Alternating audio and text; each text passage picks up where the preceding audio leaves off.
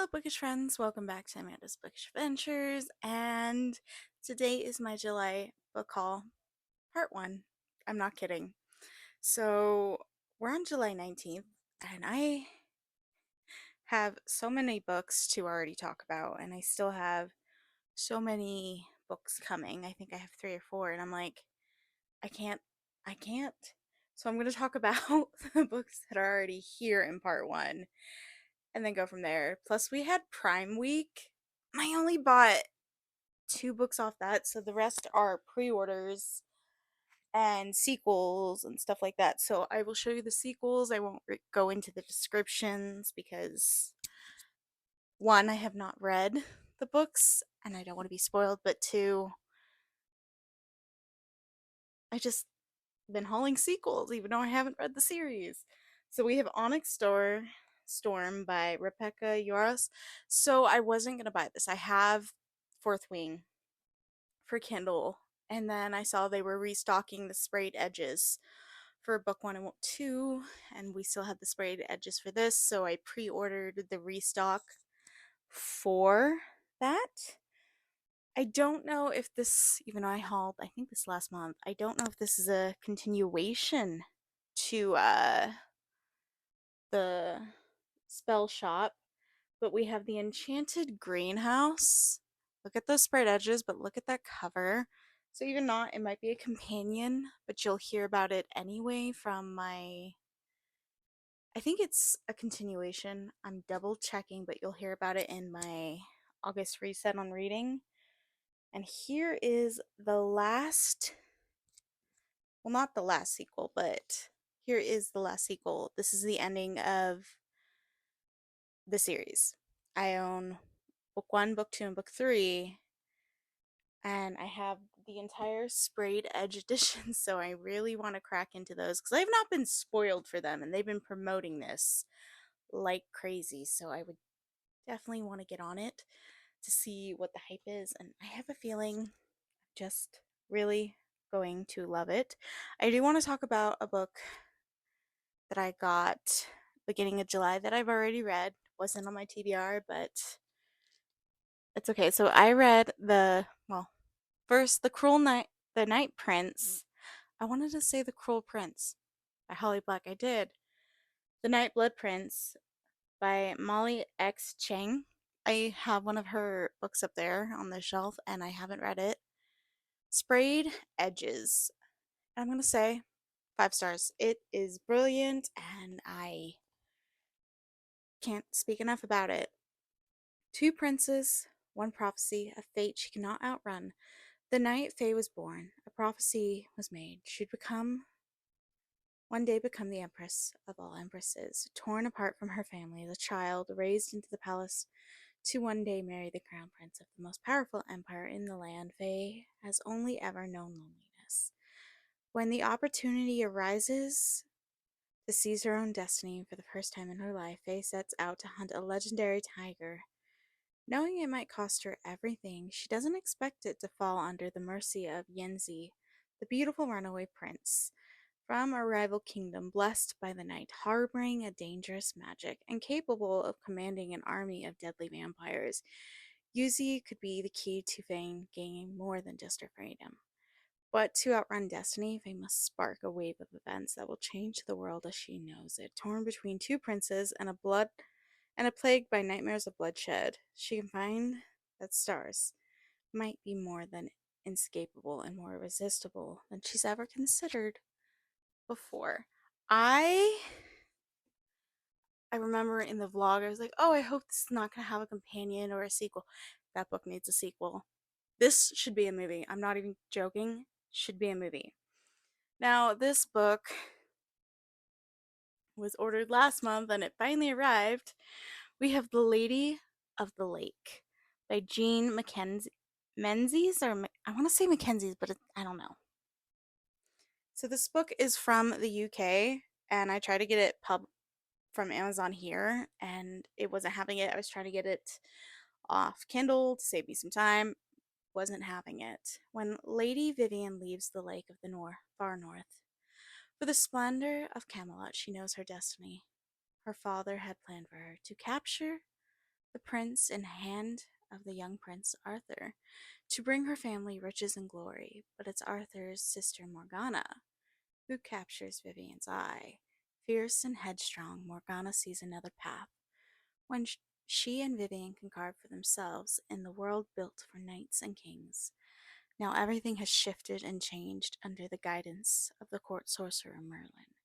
She discovers magical powers within herself, and before long she finds a friendship with Morgana, deepening to the first flush of love. But in Camelot, eyes are everywhere, and no one is as they seem. The quest for power breeds darkness and danger, and when Arthur pulls the legendary sword from the stone and rises to king, the terrible demands his allies make will tear Vivian and Morgan apart. And if they can't find their way back to each other, Camelot itself could fall. I'm just saying, a sapphic retelling of Arthur. I am so for it that it's going to be read in the month of July. I've been waiting for it. Now we have two books I bought at Barnes & Noble with my delightful twin from our last nail appointment. We swung by. I was pretty tame. So this is from a local author in Utah, All She Wanted by Sarah, I'm not saying the last name. Sensible girls don't run away with pirates, but Ariella, I'm saying that Ariella was never sensible. Ariella Danby has always loved fairy tales and heroes, but the fancy books made her ridiculous. So they take her away, leaving her shackled to sensibility, and high society. She would have been hopeless resigned to being a rich man's wife if it were not for William Kingswood, her handsome and very unreliable neighbor, who once saved her life as a child. He spent the last 10 years writing her of his adventures in exchange for keeping his secret. Though while he is a gentleman, he also rules the Atlantic as an infamous pirate, Captain Cobson. Aurelia is desperately in love with him, but sensible girls don't fall in love with pirates. She's eager to escape her arranged marriage, and sometimes pirates are ridiculous girls' best, if not preferred, option. When Captain Cobson causes an international scandal by stealing Aurelia from her royal fiancé, Aurelia embarks on an adventure to rival her favorite tales filled with treasures, poker games, and mermaid battles, sea monsters, grand theft, French people, wild schemes, including thwarting her fiancé, who will do anything to get her back. Aurelia Danby's heart has only ever belonged to the adventure and her very troublesome captain.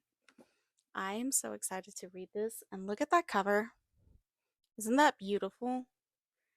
Sometimes finding hidden treasures at Barnes & Noble, because I didn't see the marketing for that book at all. The same with the one in my hand, the other book I got from Barnes & Noble. No marketing. The trip was worth it. And if I wasn't being tame, I would have bought like 7 more books. Glad I didn't. Did I buy them for Kindle the very next day? Maybe. Maybe not. So this one is Coffee in Alternate Universes by C.B. Lee. Sprayed edges. When Brenda's internet goes out right before an important scholarship deadline, she stumbles into Kat's family coffee shop. Brenda is swept away by cool, confident Kat, who actually cares about Brenda's 19-step plan to save the world through science. Meanwhile, Kat can't stop thinking about Brenda, who's smart, passionate, and doesn't seem to care that Kat is the prophesized chosen one. The only problem? Kat and Brenda are from different universes. Like to need to find a portal to go on a second date. Different universes. As their reality collides, things spiral out of control. Can a girl determined to save the world find the love with a girl determined to outrun her destiny? I'm just saying, this is so cute, and I'm really sad I didn't see this in marketing. I would have pre-ordered this like really quickly. Now we have something I pre-ordered because I loved The Twisted Tale by Elizabeth Lim, but it's A Forgery of Fate. I'm just saying, Metallic sprayed edges are really, really pretty, but sprayed edges have been on their game lately. It takes a skilled liar to paint the monstrous truth. Truyan Sanka, I'm just gonna say Truyan, didn't choose to become a con artist. Interesting that after her father is lost at sea, it's up to her to support her mother and two younger sisters. A gifted art forger, True has the ability to paint the future, but even such magic is not enough to put her family in the back together again and stave off the gangsters demanding payment in blood for her mother's gambling debts. Left with a few options, True agrees to a marriage contract with a mysterious dragon lord. He offers her a fresh start for her mother and sister and a clues answer about her father's disappearance. But in exchange, she must join him in desolate undersea palace and paint a future so treasonous it can spend upend both the mortal and immortal realms. This might go for the one vlog I'm doing that I'm reading for this month. This is actually perfect.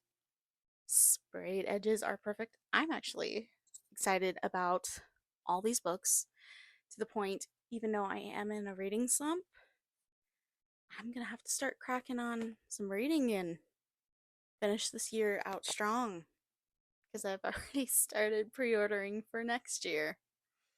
So it finally came. We got Brandon Sanderson Warbreaker, a Cosmere novel. Magic as you have never seen it before. Warbreaker is the story of two sisters who happen to be the princess, the good king, the god king. One of them has to marry a lesser god and an immortal trying to undo mistakes he's made. Hundreds of years ago, theirs is a world which those who die in glory return as gods, a world transformed by biochromatic magic, a power base on essence known as breath, which can only be collected one unit at a time. For individuals, people, but it's worth it by using breath and drawing upon the color in everyday objects and all the manners of miracle and mischief can be performed. This sounds really good. And I had to get the UK cover. Let me get the books I bought for Prime Day. I trolled myself. I only bought two that I know of. I think I bought something else. So we have The Unbroken by C.L. Clark, and I have the sequel as well. So Torin is a soldier, stolen as a child, raised to kill and die for the Empire she owes loyalty to. Only her fellow conscripts, but accompanying her, has been sent to her homeland to stop a rebellion, and the ties of blood may be stronger than she thought. Luca needs a turncoat, someone desperate enough to tiptoe the byhand edges of treason and order, someone who could sway the rebels toward peace, while Luca focuses on what really matters, getting her uncle off the throne. Through assassinations, massacres in bedrooms and war rooms, Torin and Luca will haggle over the price of a nation. But some things aren't worth for sale. And then we have The Faithless Club, the second one. And the third one comes out, but I did not pre-order it. I'm not pre-ordering it. Sorry. I need to stretch my legs. I'm not pre-ordering it until I read those books. That was the only way I could justify the expense because I think I own one of them for Kindle. I really have to say, Prime Day was the best. I got the best deals off them to the point I was okay owning a Kindle copy and a physical copy. Now let's talk about marketing. Never seen this book. This book popped on several of my social media platforms in one day. And I was so interested, I bought it. It's a Forbidden Alchemy by Stacy McQueenan. Sprayed edges. It's been a while since I read a book about alchemy, though. All Nina has ever wanted is to become an artisan. All Patrick seeks is a craftsman's revolution. Will they choose their greatest desire, for each other. Nina and Patrick are the only 12-year-olds when they are whisked away from their disfranchised mining towns to the dazzling Bellaria City to test her magical abilities.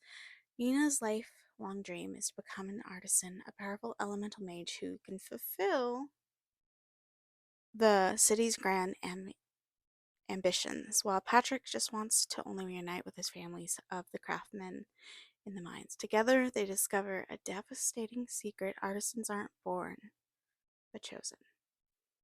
With the information, they part ways. When Patrick returns home, while Nina finds her place as one of the rarest, most converted types of an artisan.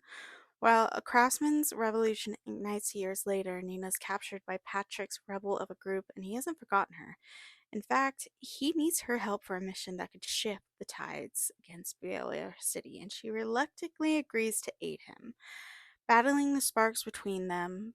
But when Nina's first love reappears, asking her to betray Patrick for the artisans, she faces an impossible choice that will determine the fate of the world. I'm gonna have to say these books all sound really good. Now, this one, I will have to say, I remember this title a couple years ago. I'm gonna say I did judge a book by a cover. The story was good, and I always was gonna, I had it checked out off Libby for a year. And then I returned it because there was other stuff that I was more interested in, and then a special edition came out that I totally forgot about, that this was a republish. I thought this was a brand new book, but it's called The Wolf and the Woodsman by Ava Reed. In her forest-veiled pagan village, Iviki is the only woman without powers, making an outcast clearly abandoned by the gods. The villagers blame her corrupt bloodline, her father as the Yulin man, one of the much-loathed servants of the fanatic king. When soldiers arrive from the Holy Order of the Woodsmen, claimed a pagan girl for the king's blood sacrifice, Iviki is betrayed by her fellow villagers and surrendered. But when Monstrous attacks the woodsmen and their captive en route, slaughtering everyone but Iviki and the cold, one-eyed captain, the two had no choice but to rely on each other. Except the captain is no ordinary woodsman. He's the disgraced prince, Barnard Gaspar, whose father needs pagan magic to consolidate his plans to seize the throne and investigate. Hold on. Gaspar? Oh, okay. Who fathers needs pagan magic to consolidate his power. Gaspar fears that his cruel, zealous brother plans to seize the throne and investigate a violent and get in Skinner. I'm just gonna say start a violent reign that would damn the pagans and the Yulin alike. As the son of the reviled foreign queen, Gaspar understands what it would be like to be an outcast. What it's like to be an outcast, and he and Iviki make a tremendous pact to stop his brother. As their mission takes them from bitter north tundra to the smog choked capital, their mutual loathing slowly starts to turn into affection bound by a shared history of alienation and oppression. However, trust can easily be turned to betrayal. And as Iki reconnects with her strange father and discovers her own hidden magic, she and Gaspar need to decide whose side they're on and what they're willing to give up for a nation that never cared for them. So I completely judged the book by the cover, the original book. This reprint is amazing. It comes with a ribbon bookmark and everything, and I'm more excited to read it, which is sad because I never would have picked it up because I didn't like the original cover, or I would have bought it for my Kindle and probably not read it till like some good TikToks came out. Makes me sad that I did that, but I'm happy to have the book. Now we have two more books. We have Rose and Chains by Julio Soto. There is a lake still within these waters. Another sprayed edges. The war is over. The dark forces have won, and the hero who was supposed to save them is dead. The prophecy lied. They were supposed to win this war. Instead, Bryony Rosewood watches shattered and grief stricken as her brother is killed by and her kingdom falls and her home is overrun by their enemies. Now, Evermore is no more, and Pranny is sold at the auction, prized only for her remarkable magic. But defeated isn't nearly as agonizing as being sold to Tavern, scorn of the powerful and devious Harris family, because Brian knows Tarvin all too well from his merciless taunting all through school. Now he's grown into a man Brian can't ignore, silver-haired, and possibly unfairly beautiful. And while Tarvin is most definitely her enemy, he's something else too. Something unexpected. But in a world where magic can instantly crush a human's heart, and even thoughts can be stolen, there can no be such thing as love. Not for Bernie. A secret rebellion is brewing, and she needs to find a way to escape her cage and join it. Yet despite the horrors of her new world and the role she must learn to play within it, all is not lost. Help and hope may yet arise in the most unlikely places. I'm gonna have to say, all these books sound very similar, but they all just sound perfect. We have the last one, the one that I have waited a year for. Never the Roses by Jennifer K. Albert. Look at those sprayed edges. I'm not kidding. They're just getting better each book.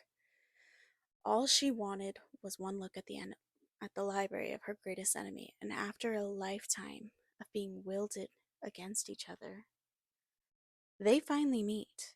The dreaded sorceress Onera has retired. This sounds like another book I bought a couple months ago. She's exhausted from fighting the endless wars of kings and queens, and has long accepted that her death is near. Alone at the last, but for a few uninvited companions, a near mythical wolf, a goddess avatar, and a feeling that embodies magic itself, Ornira realizes she's bored. On a whim, or perhaps at the behest of fate, she makes an unlikely trip to the most exquisite library in existence, the home of her most powerful rival, the sorcerer Sternaris. By recklessly stealing a book from him, Orina inadvertently initiates a forbidden correspondence. Taunting notes, clever retorts reveal a connection neither has found nor could ever find in any other.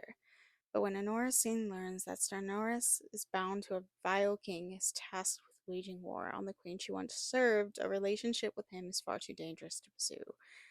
Despite their mutual desire, and yet Orina cannot seem to stay away. A bond with Sternaris could alight the long existent flame of her life within her, or it could destroy her entirely. I've been waiting for that book. Honestly, all of these books I've been really excited about, but I will have to say July for new releases and books that's been recovered has been like one of my most expensive months. I mean, they're not all coming out in one day. Like September, I think I've talked about this in the last haul. I have to be very careful in September. I'm going to, because I do a lot of my streaming services, I just do the one time payment. I'm going to up the one time payment for August for one thing. I have my Kindle payment. I'm going on vacation in September, but I have like 6 releases, maybe not even more than 6. I think I pre-ordered like 13 books for September, and majority of them all come out on one day, and they're all like $32. I'm very nervous for September, and I'm going to be extremely careful. So for this first part of this book haul, we have 1, 2, 3, 4, 5, 6, 7, 8, 9, 10, 11, 12, 13, 14. Why is it always so high? And there's more coming. And I have to say, I've only read one book in July, and it was the one I showed you. I am planning to read another one of these, but with the only physical book I read in June. That's one, and the rest has been digital. I'm in trouble. My TBR is just burying me further, and I need to start making more of an effort to read my physical TBR. So I hope you enjoyed part one of this book haul. If you read any of these books, I'd love to hear your thoughts. I can't wait to see you in the next video. Bye for now.